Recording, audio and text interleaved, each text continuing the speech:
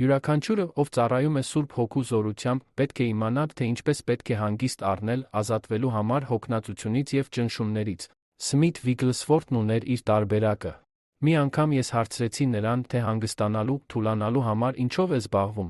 և նա պատասխանեց. «Ես գտնում եմ իմ հանգստությունը Տիրոջ ներկայության մեջ։ Դա ամենն է, ինչի կարիքն ունեմ։ Ցանկացած այլ ձևով հանգստանալը ինձ համար չէ, որովհետև ես մշտապես գտնվում եմ սատանայի հետ պատերազմի մեջ։ Հանգիստ առնելու և մի փոքր թուլանալու ցանկացած այլ ձև, Աստծո ներկայությունից դուրս, միանգամից ինձ դարձնում է բաց հարձակման համար»։ Զարմանալի չէ, որ Վիգլսվորթը այնպիսի մեծ գործեր է արել Աստծո համար։ Խավարի ուժերը նրա համար վտանգ չէին ներկայացնում, որովհետև ամեն անգամ, հանդիպելով նրանց, նա լցված էր լինում Աստծո գահից բխող թարմությամբ ու մաքրությամբ։ Վիգլսվորթն այդ մաքրող ու սրբագործող մթնոլորտը տանում էր այս աշխարհի կեղտոտ մթնոլորտի մեջ, ստիպելով չարի ուժերին դողալ վախից, որոնք տեսնում էին նրա մեջ ամենակարող Աստծո զորավոր ծառայողին։